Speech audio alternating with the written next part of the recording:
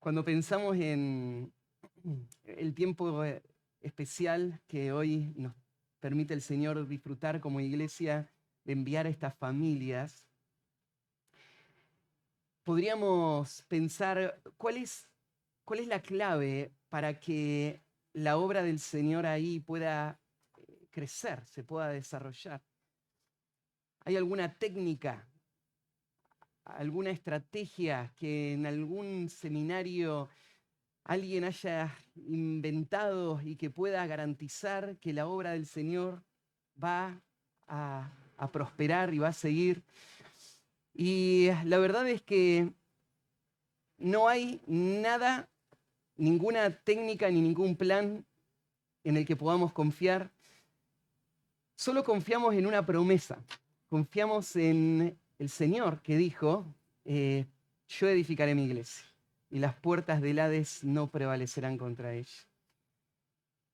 Estamos estudiando la vida de Cristo en el Evangelio de Mateo y estamos viendo cómo comenzó su ministerio acá en la tierra y estamos viendo el propósito que él tuvo al venir a este mundo y principalmente alrededor de este concepto, de el que fue el centro de su predicación: arrepentidos y convertidos porque el reino de los cielos se ha acercado. Cristo vino a buscar y a salvar lo que se había perdido, pero él vino a establecer un reino. Él vino a cumplir las promesas que se habían hecho en el Antiguo Testamento de un rey que iba a traer la bendición de Dios para todo el planeta, para todas las familias de este mundo. Y Cristo es ese rey. Él nació como el rey prometido, con las señales que lo anunciaron, y él tuvo la garantía o la confirmación del Padre el día que él se bautizó frente a toda la gente que estaba ahí presente. Él es el Hijo de Dios, él es el rey prometido. Juan el Bautista lo señaló también: él es el Cordero de Dios que quita el pecado del mundo. Así que Jesús tiene las credenciales para convertirse en ese rey. Y él empezó su ministerio acá en la tierra como un predicador, porque su reino se iba a construir con el poder de la palabra predicada. Y Jesús empezó a recorrer toda la zona de Galilea, la zona más oscura de Israel, predicando el evangelio del reino. Después de un año de estar predicando y de hacer muchas señales, ahí llegamos al capítulo 5 de Mateo, donde Jesús ahora está en una montaña junto con sus discípulos y una gran multitud que se había reunido ahí.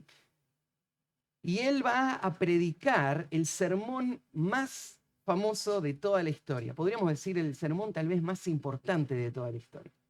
Porque toda la historia de la humanidad gira alrededor de Cristo y este propósito que él tiene de establecer el reino que el Padre le dio. Y acá en Mateo capítulo 5, Jesús en ese monte va a predicar a toda esa gente en cuanto al reino. Él le va a explicar de qué se trata ese reino. Cómo este reino es distinto a todo lo que ellos jamás habían visto antes. Y él va a explicarles que su reino va a tener una característica. Va a estar marcado por una justicia que este mundo nunca había visto. Todos los que sean parte de su reino iban a ser personas que iban a ser transformadas, sus corazones iban a ser transformados y ellos iban a poder vivir de acuerdo a una justicia mucho superior, mucho más alta que la que este mundo había conocido hasta ahí. Y en los primeros versículos del sermón vimos cómo Jesús habló de ese corazón transformado. Y después empezó a hablar de forma práctica cómo se ve la vida de una persona que ahora es parte del reino. Está Jesús pasando por una serie de ejemplos, donde Él nos está mostrando cómo se ve la vida de un discípulo de Cristo, cómo se ve la vida de alguien que es parte del reino.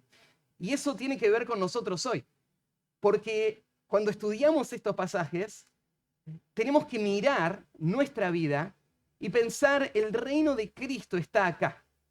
El reino de Cristo está hoy en todos aquellos que han sido salvados por gracia y que ahora están sujetos a Cristo y que viven de acuerdo a su ley.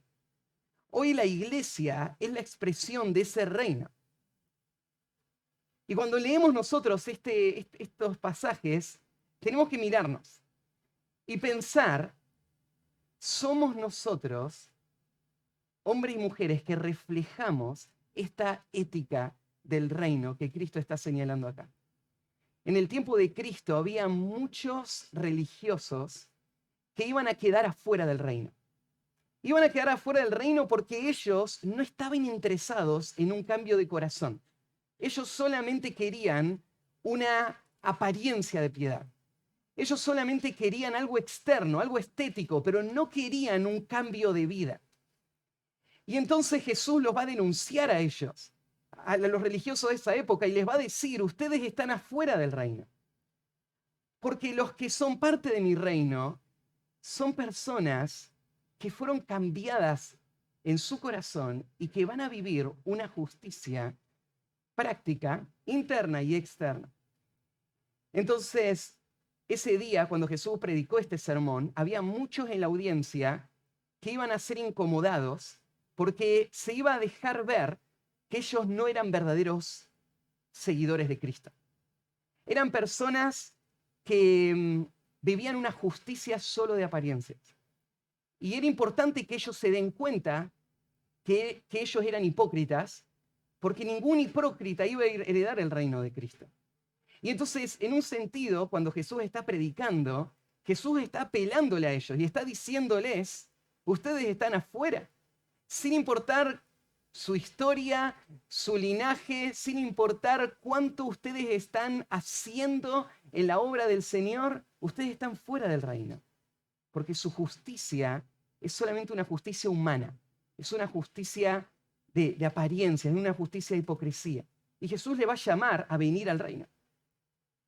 A la vez este mensaje es un mensaje para todos los verdaderos discípulos de Jesús. Y este mensaje le está diciendo a los discípulos, esta es la forma de vida para todos los que me siguen. Entonces ellos se tienen que poner al lado de estas demandas y tienen que vivir de acuerdo a la ética del reino, a la ética de Cristo. La semana pasada estábamos en el versículo 31 y 32 y fue la tercera marca de un verdadero discípulo de Cristo. La primera fue cuando Jesús habló de que un discípulo de Cristo no es solamente alguien que no asesina, sino que es alguien que no guarda enojo en su corazón. Porque Dios ve el corazón y Dios quiere una limpieza completa de la vida de la persona. La segunda marca fue que un verdadero discípulo de Cristo es alguien que no solamente no comete adulterio físico, sino que no mira a una mujer para codiciarla. Y si es que él lucha, él va a hacer lo que sea necesario para escapar de ese pecado. La tercera, que fue la que vimos la semana pasada, el versículo 31 y 32, Jesús habló acerca de otro tema muy candente en su tiempo y en el nuestro también. Y era el tema del divorcio. Y Jesús explicó que todos los que son parte de su reino van a vivir de acuerdo al diseño original de Dios para la familia y para el matrimonio. Y que no van a pecar a través del divorcio, llevando al adulterio, sino que van a vivir una vida de fidelidad y van a mantener ese voto matrimonial. Hoy vamos a ir al siguiente, al cuarto concepto, a la cuarta ilustración, y hoy vamos a hablar acerca de la mentira. ¿Sí? Jesús va a demostrar cómo la mentira saca a luz también nuestro corazón. La mentira es un problema muy común en nuestro tiempo. Es un pecado tan común que se ha naturalizado. No hay ningún ningún lugar en nuestra sociedad que esté ajeno a la mentira. Las personas mienten en sus trabajos, mienten en la escuela cuando se copian de un examen, mienten en las relaciones de amistades, en el matrimonio, en la familia. La mentira se ha llegado a naturalizar a tal punto que hoy se piensa que es una parte necesaria de la vida, donde le hemos justificado y hemos creído, ¿no es cierto?, de que hay mentiras que son piadosas y que no hacen tanto daño, que tenemos que cuidarnos de ciertas clases de mentiras, y todos sabemos que esas mentiras son un problema, un peligro, pero que en realidad hay un mundo muy grande de una comunicación no honesta, que es una parte normal de la vida. Jesús va a atacar eso, y Jesús va a mostrar que en su reino todos los que le siguen a él tienen que vivir de acuerdo a un principio de honestidad radical y absoluto, que rompe con todos los patrones de esta sociedad y de este mundo, pero que sacan a relucir el carácter de un verdadero creyente. Un creyente que va a ser luz en una sociedad oscura es un creyente cuya palabra vale más que un documento escrito. Su palabra es tan confiable que no hay necesidad de ninguna garantía, porque él, de forma consistente, habla verdad. Así que eso es a lo que fuimos llamados hoy, en medio de un mundo de engaño y de simulación, vivir en verdad. El Salmo 12 tal vez presenta un cuadro de cómo vamos a vivir en medio de esa generación oscura. Déjenme solo leerles el versículo 1 y 2 antes de leer el pasaje de Mateo 5. Dice así, Salmo 12, 1. Salva, oh Jehová, porque se acabaron los piadosos, porque han desaparecido los fieles de entre los hijos de los hombres. Habla mentira cada uno con su prójimo, hablan con labios lisonjeros y con doblez de corazón. Jehová destruirá todos los labios lisonjeros y la lengua que habla jactanciosamente. No podríamos decir que este salmo refleja muy bien nuestra sociedad hoy. Se han acabado los piadosos, se han acabado las personas honestas, las personas cuyas palabras valen y que ellos están dispuestos a vivir y a morir por sus palabras. Hoy el mundo está basado en otros principios de conveniencia. Y Cristo ahora nos va a llamar a nosotros, sus seguidores, a revertir esto y a vivir de acuerdo a la verdad. Así que vamos a leer el pasaje. El versículo 33 al 37 es el que vamos a estudiar esta mañana. Dice así. Además habéis oído que fue dicho a los antiguos, no perjurarás, sino cumplirás al Señor tus juramentos. Pero yo os digo, no juréis en ninguna manera, ni por el cielo, porque es el trono de Dios, ni por la tierra, porque es el estrado de sus pies, ni por Jerusalén, porque es la ciudad del gran rey, ni por tu cabeza jurarás, porque no puedes hacer blanco o negro un solo cabello. Pero sea vuestro hablar sí, sí, no, no, porque lo que es más de esto, del mal procede. Bueno, una vez más Jesús va a usar este contraste de lo que la gente creía en su tiempo, lo que había sido enseñada por los fariseos y los escribas, y cuál es realmente la ética por la que Él espera que ellos vivan. Así que el título del mensaje de hoy es Nada más que la verdad. Porque podés imaginar, ¿no es cierto?, esa corte en donde llaman al testigo y lo sientan en el banquito y le hacen la pregunta. Si él jura decir la verdad y nada más que la verdad. ¿Por qué le hacen esa pregunta? Bueno, le hacen la pregunta porque se entiende de que el hombre en general es mentiroso. Y esta situación es tan importante que quieren establecer alguna clase de garantía de que lo que se va a decir es solamente la verdad y nada más que la verdad. Jesús lo que va a hacer en este pasaje es llevarnos a pensar que toda nuestra vida, en todo momento, en las conversaciones casuales y en las promesas más solemnes, en todo momento estamos sentados en ese banquito con el juez o con la persona preguntándonos, ¿vas a decir la verdad y solo la verdad y nada más que la verdad? Un verdadero creyente va a vivir su vida cada día con ese compromiso innegociable de decir toda la verdad, a tal punto que no haga falta que venga alguien a preguntarte si estás dispuesto a decir toda la verdad, porque este es el patrón de toda tu vida, ¿sí? De esto se trata este pasaje que vamos a leer. Podríamos dividir el pasaje en tres partes. Vamos a ver primero la instrucción bíblica para un hablar honesto. Vamos a ver, en primer lugar, la instrucción bíblica para un hablar honesto. Como en todos los casos, en todos los ejemplos, Jesús arranca diciéndole a las multitudes, esto es lo que a ustedes les enseñaron. Acuérdense, Jesús no va a contradecir la enseñanza de la ley, pero Jesús va a demostrar que la gente ha escuchado una enseñanza distorsionada de la ley, limitada de la ley. Entonces Jesús arranca reconociendo lo que la ley dice y lo que la gente sabe que la ley dice. El próximo paso, Jesús va a mostrar toda la extensión de la ley. Y al final, Jesús va a darnos un principio por el que tenemos que vivir. Lo primero entonces que hace Jesús es hablar sobre qué es lo que la Biblia enseña en cuanto a un hablar honesto. Porque estos pasajes son los que usaba la gente en ese tiempo, los líderes, para instruir en las sinagogas. Y Jesús va a hablar acerca de esto.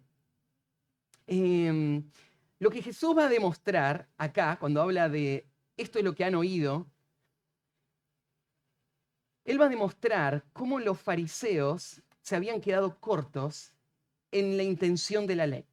Ellos seguían los principios, pero usaban los principios, los manipulaban para poder seguir viviendo una vida de engaño.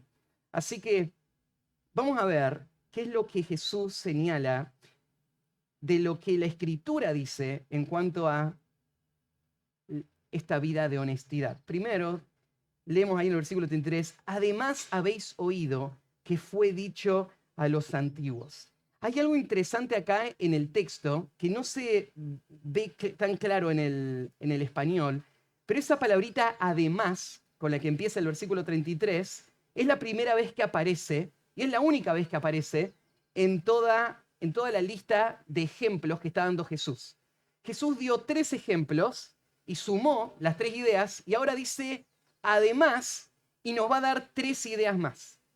Por lo tanto, los 6 ejemplos que está dando Jesús se podrían dividir en 2 grupos. Hay 3 y 3. Ahora estamos entrando al segundo grupo de ejemplos, ¿sí? En este segundo grupo de ejemplos, Jesús va a de nuevo usar la misma fórmula, habéis oído que fue dicho a los antiguos. O sea, desde tiempos antiguos hay maestros que están enseñando que así es como tienen que vivir. Y le enseñaron una ética a la nación de Israel. Le enseñaron, si ustedes cumplen con estos principios, Dios está contento. Y entonces estamos cumpliendo con la ley. Estos hombres eran estudiosos. Ellos sacaban sus ideas de la Biblia, sacaban del Pentateuco sus ideas. Y se las habían estado enseñando a todo el pueblo de Israel con mucha diligencia. Pero aunque eran estudiosos, no eran hombres íntegros. Porque ellos usaban lo que estudiaban para proteger sus vidas de pecado. Ellos no estaban estudiando la Biblia para que la Biblia los exponga. Ellos estaban estudiando la Biblia para demostrar que ellos eran justos. Y habían creado todo un sistema de hipocresía con principios muy superficiales. Y de esto es que Jesús está hablando acá. Entonces, ahora sí, vamos al principio que ellos habían estado enseñando. Y este es, habéis oído, no perjurarás si no cumplirás al Señor tus juramentos. Hasta ahora, cada vez que Jesús habla del Antiguo Testamento, siempre cita pasajes específicos. En este ejemplo, Jesús no cita un pasaje puntual, sino que da una idea que abarca muchos pasajes. Pero está representando lo que la gente, los fariseos de ese tiempo estaban enseñando. Cuando vos lees este principio, ¿qué significa esto de no perjurar? La palabra perjurar, que aparece en el versículo 33, y la palabra no juréis, que aparece en el versículo 34, tienen la misma raíz. Es el mismo concepto. Perjurar, la primera vez que aparece la palabra, tiene que ver con fallar a un juramento que se haya hecho. La práctica de los juramentos es una práctica muy, muy antigua. Muchas culturas practicaban esto. ¿Y de qué se trataba esto de jurar? Bueno, el juramento, en esencia, era poder dar una garantía extra a la afirmación que estaba dando yo. Si yo le decía a una persona que cierta cosa era verdad, o que yo le prometía hacer cierta cosa, podía ser que la persona no confíe en mí. Y entonces yo usaba el juramento para garantizarle a esta persona que lo que yo estaba diciendo era verdad. ¿Y qué era un juramento? Básicamente un juramento era invocar a los dioses y ponerlos a los dioses por testigos de esta promesa que yo le estaba haciendo. Entonces, yo te juro por, y se decía el nombre de algún dios que esa cultura creía, y entonces se pensaba en lo siguiente: si esta persona me lo está jurando por este dios, debe ser verdad. Y entonces eso daba cierto respaldo a lo que se estaba diciendo. El hecho de jurar no es visto en la Biblia como algo malo. Hay hombres piadosos en el Antiguo Testamento, en el Pentateuco, que los vemos jurando. Ahí en Génesis, por ejemplo, 21, aparece Abraham pidiéndole a un siervo suyo que era un juramento, y él mismo jurando. En Génesis 47, versículo 30 y 31, lo vemos a Jacob jurando. En Génesis 50, 25, a José haciendo que sus hijos le juren a él que iban a agarrar su cuerpo y que lo iban a llevar a la tierra prometida después. Entonces, si vos lees el Pentateuco, no te da la impresión de que un juramento es algo malo. Un juramento es algo bueno. Es algo que personas que entienden que esto que se está diciendo es muy importante, quieren confirmarlo con una promesa. Entonces, no está mal, no es malo en esencia. Es más, en Hebreos capítulo 6, versículos 16 y 18, se nos muestra que Dios mismo ha hecho juramentos. O sea, esto es algo bastante extraño, porque Dios no necesita garantizarnos que lo que Él está diciendo es verdad, ¿no? Que Él lo diga es suficiente. Que Dios nos tenga que decir, mira, te lo juro, vos decís, ¿qué sentido tiene? Y que Dios te lo diga, mira, te lo juro por mí mismo y por mi propia vida. Vos decís, ¿para qué? Si Dios es fiel, Él no tiene que rendir cuenta y Él va a cumplir todo lo que dice. Pero vos ves que aún Dios ha usado este recurso del juramento, no porque Él vaya a fallar o no sea confiable, sino para usar una herramienta humana que nosotros entendemos para que veamos que lo que Él está diciendo es absolutamente cierto. Entonces, este concepto de juramento no es malo por sí mismo, es más, Dios tomó esta idea del juramento y la reguló en el Antiguo Testamento. Dios dijo de qué manera su pueblo tenía que jurar. Entonces vos ves en Deuteronomio 6, versículo 13, que dice así: a Jehová tu Dios temerás, y a él solo servirás, y por su nombre jurarás. Entonces Dios tomó esta práctica que ya tenía la gente y le dijo, bueno, quiero que juren, pero el juramento va a ser solamente por mi nombre. ¿Y por qué Dios querrían que juren por su nombre? Bueno, su nombre es santo. Y Dios quería que su pueblo no viole sus compromisos. Dios quería que su pueblo hable siempre verdad. Entonces Dios le puso presión. Dijo, bueno, van a jurar, pero van a jurar por mi nombre. Si una persona juraba por el nombre de Dios, pero no tenía la intención de hacer lo que estaba diciendo, iba a ser culpable de romper el mandamiento de la ley de no tomar el nombre del Señor en vano. Iba a ser un profano, porque estaba usando el nombre de Dios, pero no estaba queriendo cumplir lo que había dicho. Entonces Dios agarró su nombre, lo puso en medio de los juramentos para mostrarle al pueblo de Israel lo crítico que era cumplir todo lo que decían. Entonces no quiero que juren por cualquier cosa para que se sientan libres de romper ese juramento. Quiero que juren por mi nombre para que no tengan opción. Porque no obedecer, o sea, no cumplir tu promesa, sería una afrenta contra el nombre de Dios. No cumplir tu promesa sería un desprecio del nombre de Dios. Sería un atentado contra Dios. Entonces, este era el mandamiento. Hay muchos textos, déjeme leer alguno más, en cuanto al cumplimiento de las promesas. ¿Qué dice el Antiguo Testamento en cuanto a cumplir las promesas? En Deuteronomio 5:11 dice, no tomarás el nombre de Jehová tu Dios en vano, porque Jehová no dará por inocente al que tome su nombre en vano. En Levítico 19:12 dice, y no juraréis falsamente por mi nombre, profanando así el nombre de tu Dios, yo Jehová. Ahí en Levítico 19:12. Entonces esta es la idea. Si yo me comprometo a algo, esto es algo serio. Dios espera que yo cumpla con todas mis palabras. Dios lo hace, Dios me pone presión porque sabe que yo sería tentado a no cumplir. Entonces dice, bueno, si no cumplís tus palabras, eso va a representar un menosprecio de mi nombre, porque por mi nombre vas a jurar. Así de importante era en el Antiguo Testamento la palabra de una persona. Cualquier cosa que esta persona en la que se comprometía. Entonces Jesús está avalando esto. Está diciendo, ustedes escucharon, no perjurarás, sino cumplirás al Señor tus juramentos. Lo que hayas dicho, lo tenés que cumplir. Hay algo interesante en esta expresión, cumplirás al Señor.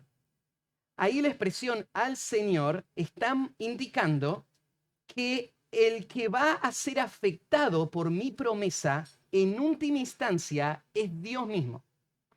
A veces cuando nosotros interactuamos con hermanos o con personas, estamos pensando solamente en nosotros dos. Pero hay una persona más involucrada cada vez que yo tomo un compromiso, cada vez que yo digo algo. Y esa persona involucrada es Dios. Por eso está diciendo, cumplirás a Dios todos tus juramentos. Dios es el que tengo que tener en mi mente. El pueblo de Israel tenía que entender este principio. Una persona es libre de decir o no decir lo que quiera. Pero una vez que dice algo, eso que dice le ata a tener que cumplir con lo que dijo. Entonces, hay muchos textos en el Antiguo Testamento que lo advierten. Déjenme leerles un par. Números 32 dice así, cuando alguno hiciere voto a Jehová o hiciere juramento ligando su alma con obligación, no quebrantará su palabra.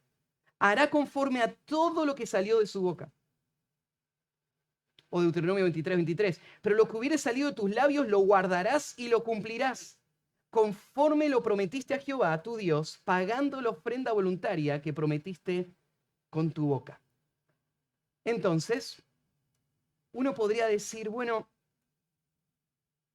si decir algo me compromete tanto, entonces es mejor tener mucho cuidado con lo que digo. Y ese principio es verdad. El Antiguo Testamento está lleno de historias de personas que hablaron demasiado rápido y después se arrepintieron por lo que prometieron.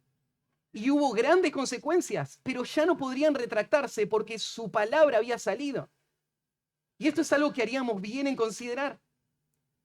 Pero hay otros momentos donde es necesario hablar. Es necesario hacer un compromiso. Les digo, la semana pasada hablamos acerca del matrimonio. Y dijimos que el matrimonio se establece en base a un pacto. El pacto es ese compromiso que sale de mis labios, donde yo le digo a mi esposa, prometo amarte, cuidarte, serte fiel, hasta que la muerte nos separe.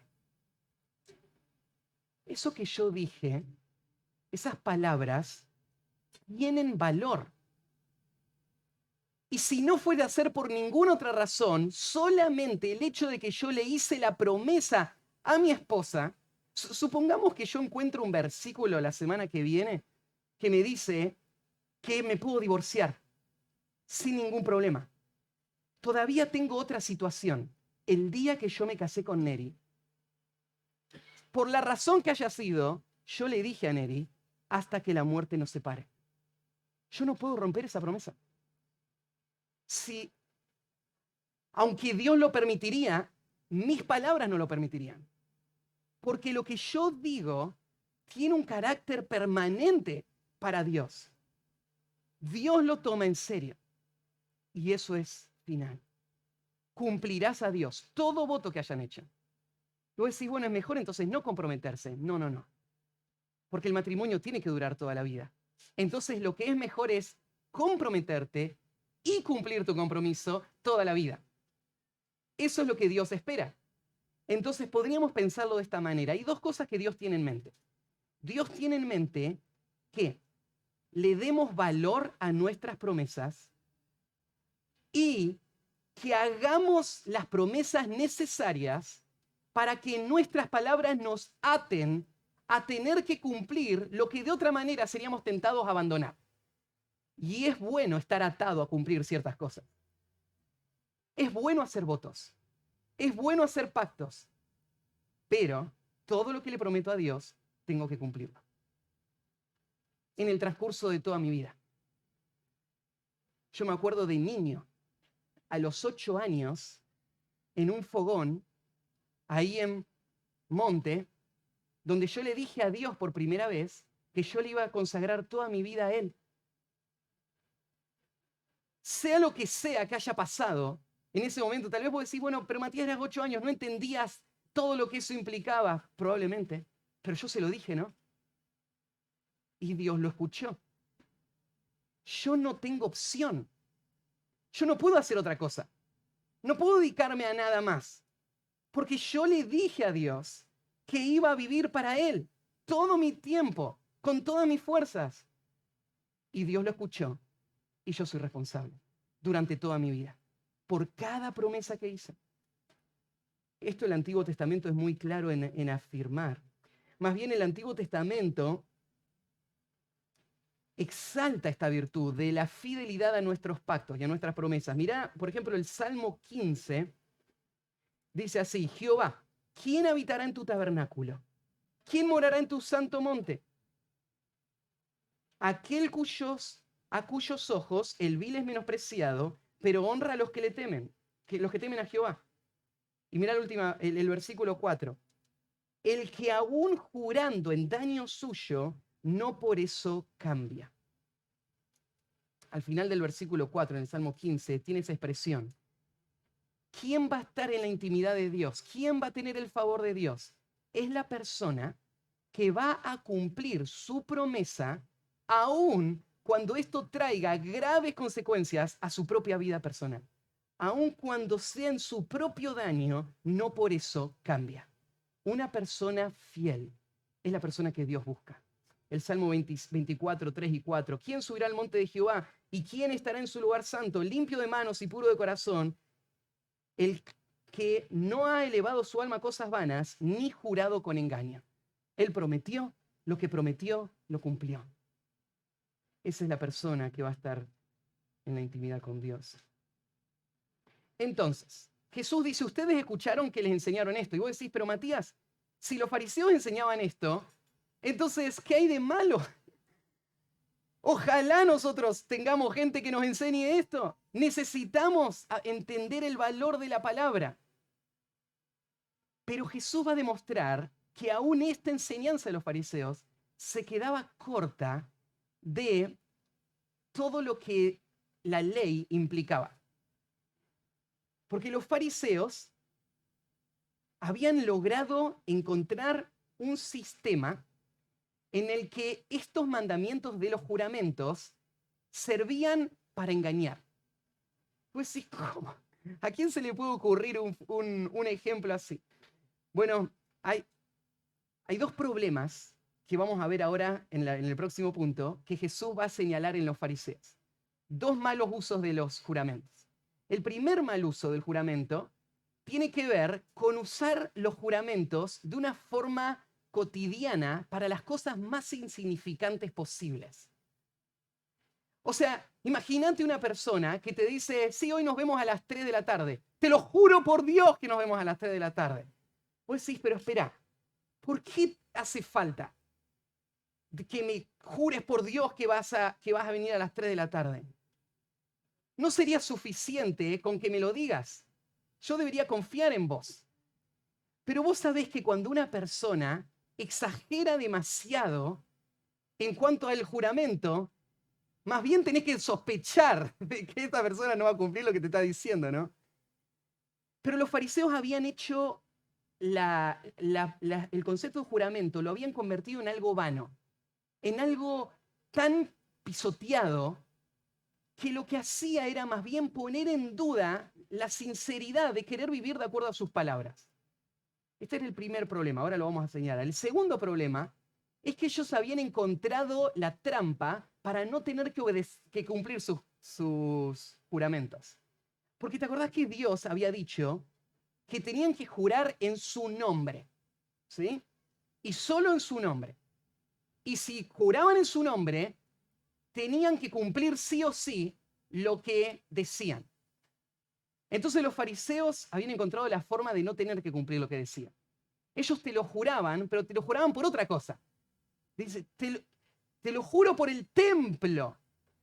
¡Wow! Sí. Pero después decían, pero yo no te dije que te lo juro por Dios. Te lo juré por el templo, te dije nomás, ¿no es cierto? Entonces, no cometí ningún pecado, ¿no? Dios no está enojado conmigo. Habían encontrado el sistema para no vivir esta vida de honestidad radical y absoluta en todo lo que decían. Cuando la ley justamente había sido dada para crear este temor y esta disciplina espiritual en donde solo la verdad voy a hablar. Entonces Jesús tiene que confrontar a los fariseos y le va a decir en el versículo que sigue, pero yo os digo. Este pero yo os digo es este contraste que está haciendo Jesús en cada ejemplo, mostrando qué cortos se quedaron. Es verdad, si prometen por Dios tienen que cumplirlo, pero más te voy a decir yo. Más allá va la ley todavía. ¿A dónde va la ley? Mira lo que dice Jesús. No juréis en ninguna manera. No juréis en ninguna manera. Esta expresión, no juréis en ninguna manera, te podría hacer pensar que Jesús está prohibiendo toda forma de juramento. Lo cual sería algo extraño porque en el Antiguo Testamento no estaban prohibidos los juramentos. Era algo válido. En el Nuevo Testamento vimos ahí en Hebreos, Dios jura. Entonces,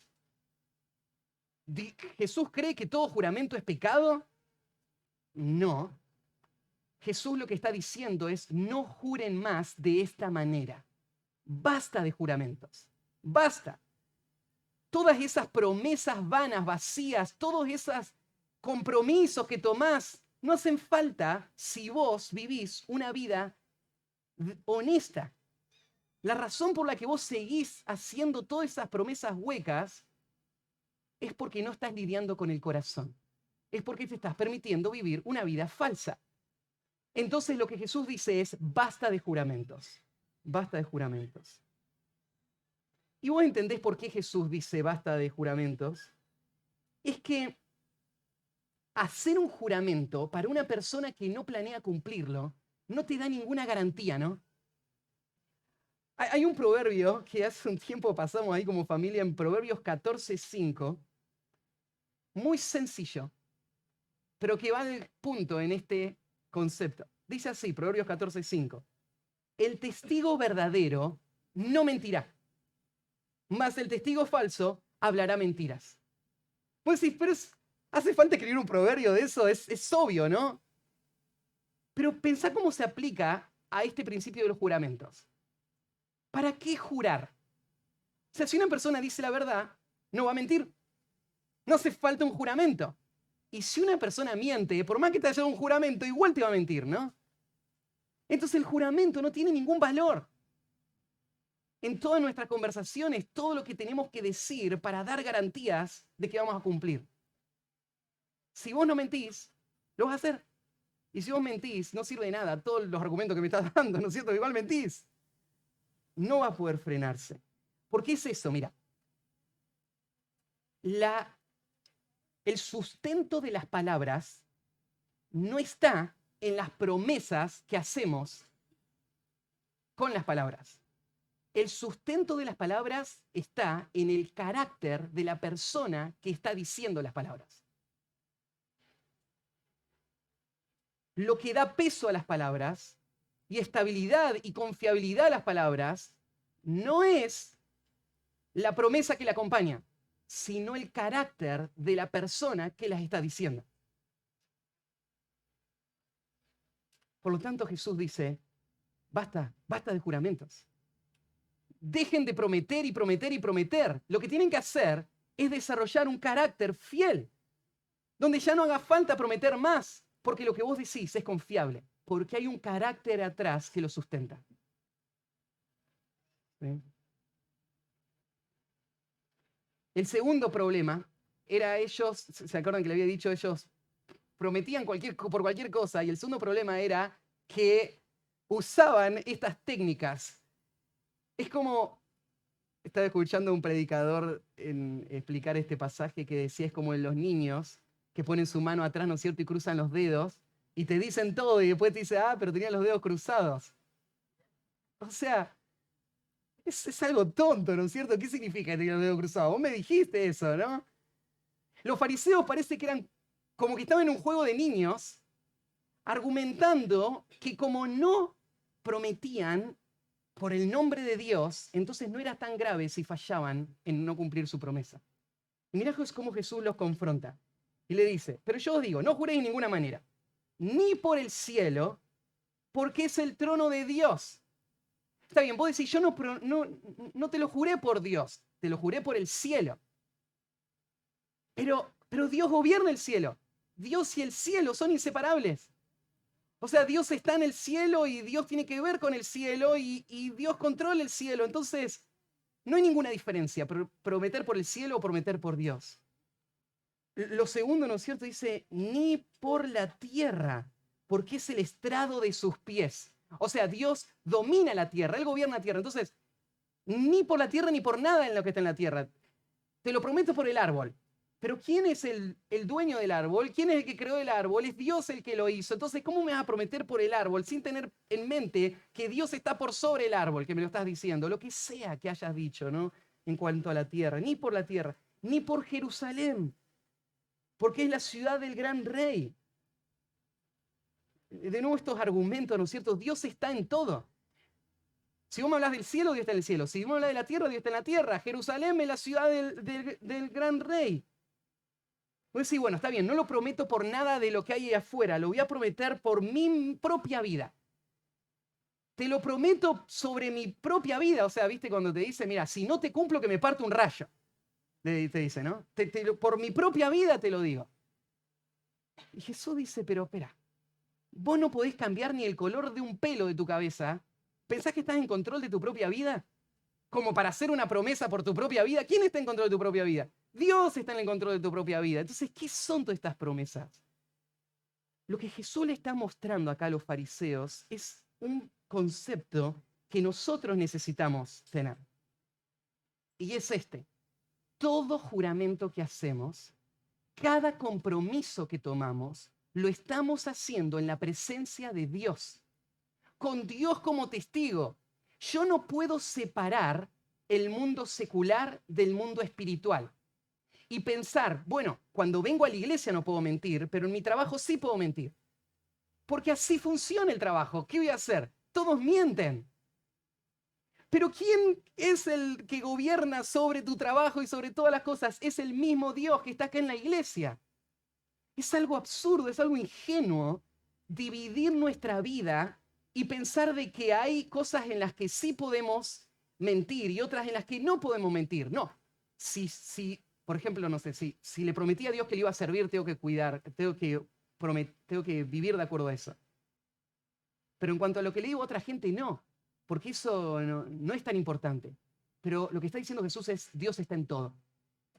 La tierra es detrás de sus pies. El cielo lo gobierna. La ciudad de Jerusalén es su trono. ¿En dónde está su trono? Tu vida está en sus manos. Todo es espiritual. En todo está Dios. Entonces, el creyente es consciente de que siempre habla en la presencia de Dios. Dios está en todo lo que hacemos. En todo está Dios. Ahí en el Salmo 23, en Mateo 23, 16 al 20, también Jesús confronta a los fariseos con esta actitud hipócrita. Cuando le dice, hay de vosotros guías ciegos, que decís, si alguno jura por el templo no es nada, pero si alguno jura por el oro del templo es deudor. ¡Qué insensatos y ciegos! Porque ¿cuál es mayor, el oro o el templo que santifica el oro? También decís, si alguno jura por el altar no es nada, pero si jura por la ofrenda que está sobre el altar es deudor. Necios ciegos, porque ¿cuál es mayor, la ofrenda o el altar que santifica la ofrenda? Pues el que jura por el altar, jura por él y por el que está sobre él. El que jura por el templo, jura por él y el que lo habita. El que jura por el cielo, jura por el trono de Dios y por aquel que está sentado en él. Entonces Jesús está apuntando al corazón y mostrando lo que hay que hacer. No es usar la ley a tu favor para decir, pero yo no prometí por Dios. Lo que tenés que hacer es reconocer que en todo está Dios y tenés que honrarlo a Él en todo. Así que ahora viene el tercer principio. Vimos en primer lugar la instrucción bíblica para un hablar honesto. El segundo, creo que no se los dije, es la distorsión humana de un hablar honesto. La distorsión humana de un hablar honesto.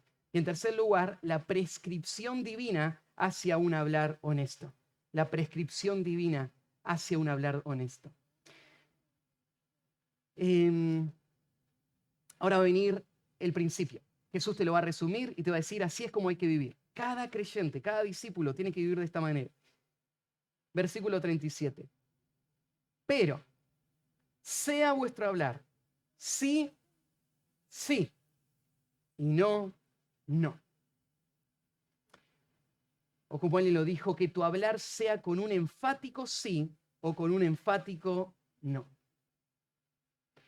Jesús da una orden acá, cuando usa la expresión sea. Así es como nos debemos conducir. Su autoridad nos está gobernando ahora, dándonos las directivas. Lo que tenemos que hacer es reducir nuestro vocabulario a la simple afirmación y después vivir de acuerdo a nuestra afirmación en todos los niveles de nuestra vida. Este pasaje lo que está señalando es lo confiable que debe ser el hablar del creyente, como para no necesitar agregar ninguna garantía más que su sola palabra para saber de que por nada él va a quebrantar esa palabra. Así es como tiene que ser el hablar del creyente. Sí, y es sí. Definitivo. Vale más que cualquier contrato que este mundo podría hacer, porque el mundo rompe sus contratos. Todos sus contratos. Para el mundo no vale ni siquiera el documento escrito. Ningún compromiso vale para este mundo. Pero para el creyente, su palabra es definitiva. Y su sí es sí, absolutamente. Y agrega algo más. Porque lo que es más que esto, del mal procede. Todo lo que va más allá que solamente la afirmación viene del mal. Es lo que le decía antes Si vos ves a una persona que necesita muchas promesas, es porque no es confiable. ¿Sí? Si vos tenés una persona confiable, te lo dice y es suficiente. Así es como tiene que vivir el creyente. Y algo más. Ahí cuando dice del mal procede, literalmente en el griego dice del maligno procede. Del maligno procede.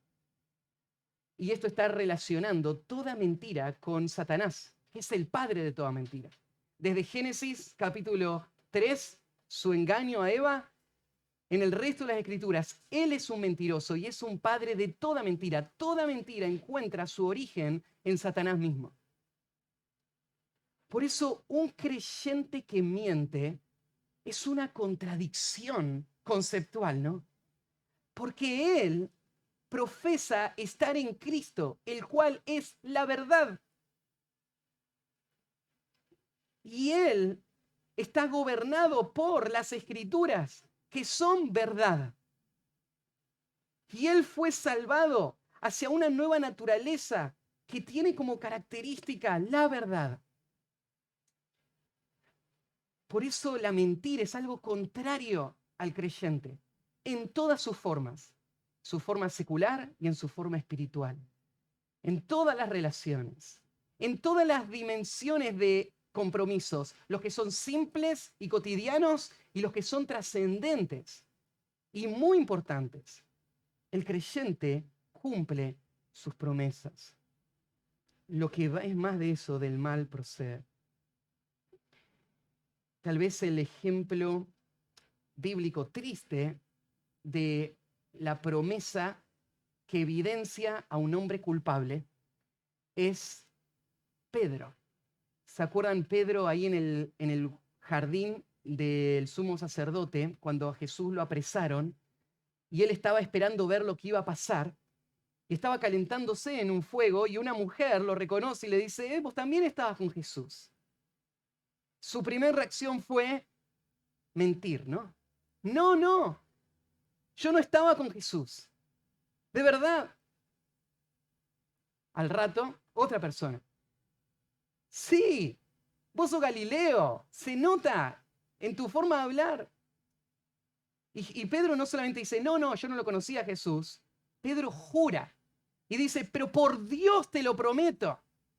Lo trae a Dios como testigo, mostrando este aspecto profano de sus palabras, haciendo a Dios responsable de sus propias mentiras.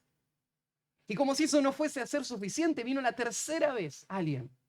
Y ahí Pedro empezó a maldecir, a insultar y a prometer por Dios de ninguna manera. Y todo esto solamente evidenciaba su culpa.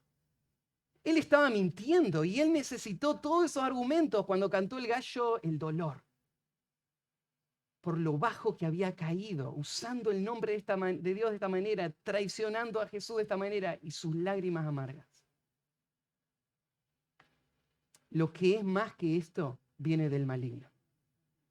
Entonces, ¿qué es lo que Jesús quiere para nosotros en cuanto a nuestro hablar?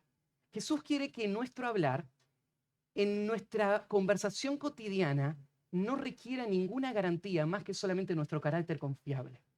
Y eso se diga siempre. Nuestro sí es sí y nuestro no es no. Hay momentos donde es necesario hacer pactos y hacer juramentos.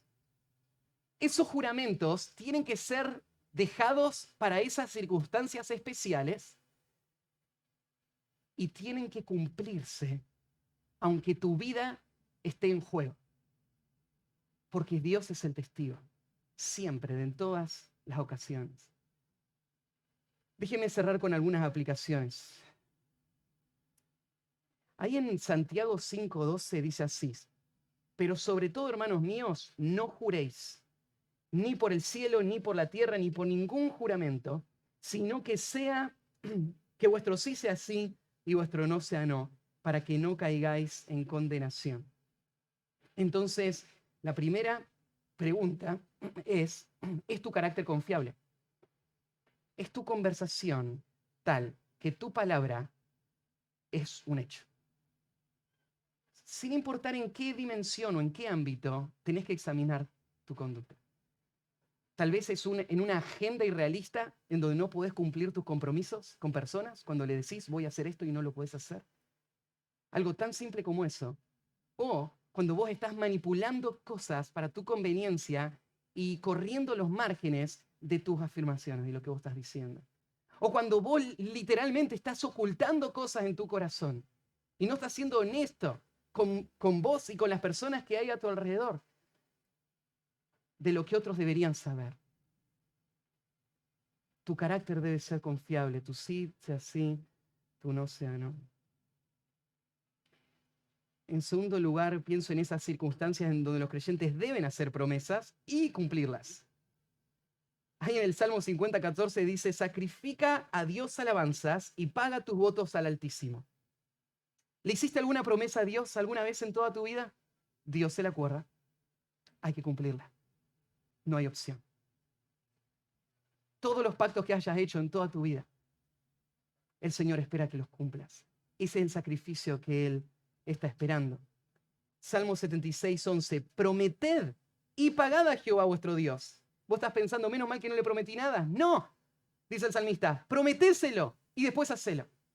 No hay nada mejor para un joven que comprometerse con Dios en vivir para Él y después saber que Él no puede salir de ese compromiso toda su vida, porque eso va a forzar su vida de tal manera que Él no la va a desperdiciar. Prometé y cumplilo.